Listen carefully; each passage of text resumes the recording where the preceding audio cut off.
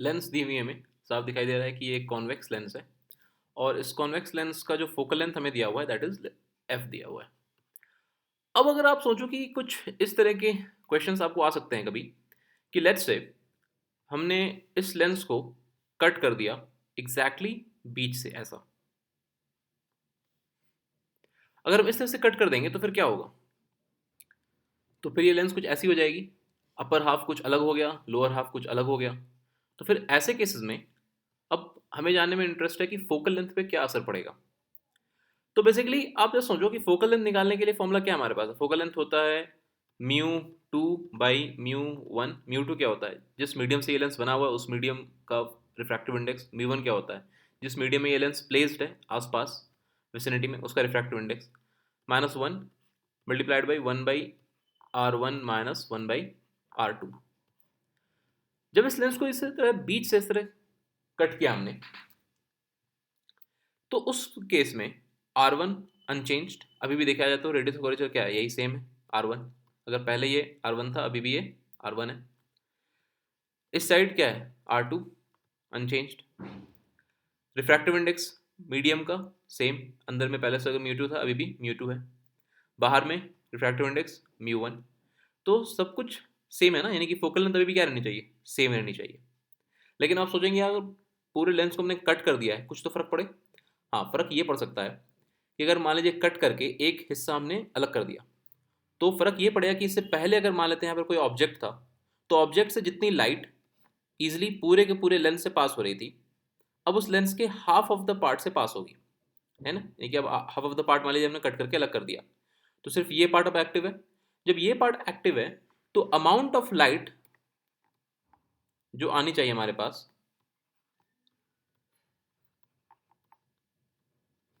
That decreases. तो जब amount of light decrease कर जाएगी तो उससे क्या होगा कि जो इमेज फॉर्म होगा वहां पर जितनी लाइट चाहिए उतनी लाइट अवेलेबल नहीं है तो जाहिर सी बात उतना क्लियर इमेज फॉर्म नहीं होगा। तो इमेज क्वालिटी आप कह सकते हो कि थोड़ा रिड्यूस हो जाएगी। बट हमें जो ऑप्टिक्स पढ़ना है वहाँ पर वो इमेज क्वालिटी वगैरह उन सब में जाना नहीं है। बट हाँ, एटलीस्ट नॉलेज के लिए इतना आइडिया होना चाहिए कि इमेज क्वालिटी हमारी डिक्रीज हो जाएगी क्योंकि अमाउंट ऑफ लाइट डिक्रीज हो जाएगी अगर हमने लेंस को कुछ इस तरीके से कट कर दिया, हाँ ऐसे हॉरिजॉन्टली अगर। ओके, बाकी लेंस का फोकल लेंथ रिमेन्स अनचेंज्ड। अब एक दूसरा एग्जांपल देखते हैं। अब इस सिचुएशन को देखिए, यहाँ पर आपको एक सिंपल बाई कॉन्वेक्स लेंस दिया हुआ है और उस कॉन्वेक्स लेंस का फोकल लेंथ आपको एफ का हुआ है। अब इस कॉन्वेक्स लेंस को कुछ वर्टिकली हमने कट किया तो वर्टिकली कट करेंगे तो उसका एक पार्ट हमें कुछ ऐसा मिलेगा, दूसरा पार्ट अलग हो गया है।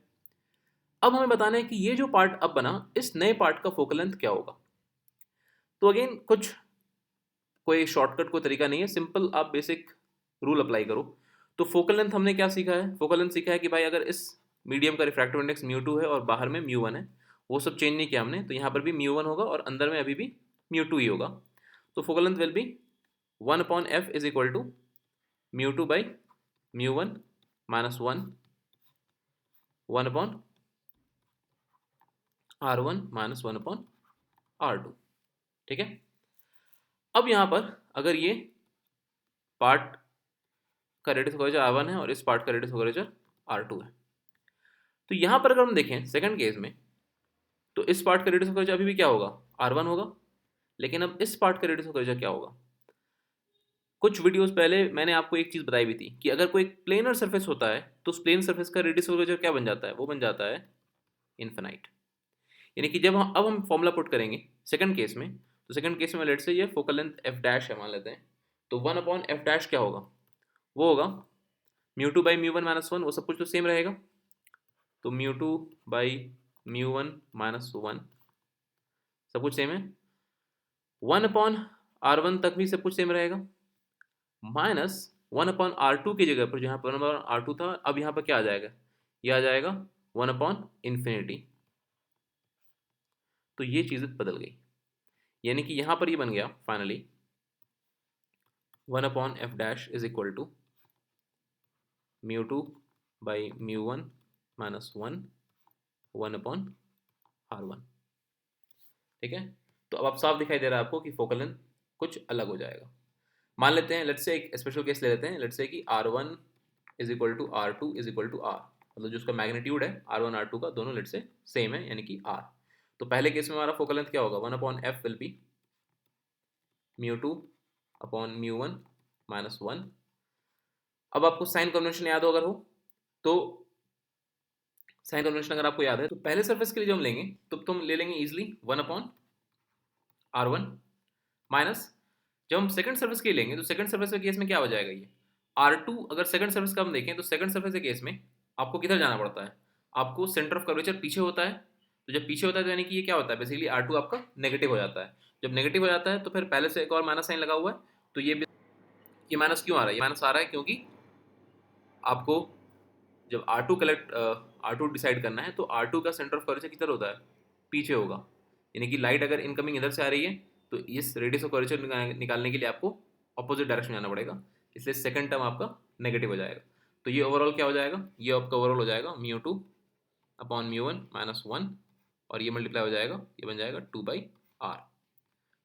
ठीक है, मगर इस केस में अगर हम देखें तो इस केस में क्या होना है, इस केस में होना है 1/f' is equal to μ2/μ1 minus 1, ये हो जाएगा जस्ट 1/r। तो आपको सीधा एक फर्क दिखाई दे रहा है, ये 1/r आ रहा है, ये 2/r आ रहा है, तो ये फर्क आ जाता है फोकल लेंथ का। फाइन, तो हमने देख लिया दोनों केसेस कि अगर हम हॉरिजॉन्टली कट करेंगे तो क्या होगा, वर्टिकली कट करेंगे तो भी क्या होगा। ये जो माइनस साइन है इसको ज़रा हमेशा ध्यान रखिएगा, बिकॉज ये अक्सर छूट जाता है, क्योंकि फॉर्मूले में पहले से एक और माइनस है, और जब हम सेकंड सरफेस का रेडियस ऑफ कर्वेचर पुट करते हैं तो उसके लिए सेंटर ऑफ कर्वेचर पीछे जाना पड़ता है, तो ऑपोजिट डायरेक्शन में जाते हैं तो कैलकुलेशन फिर हमारी नेगेटिव हो जाती है। ठीक है, तो ये फ़र्क हमने देख लिया। Okay then, see you in some other videos, take care, bye bye.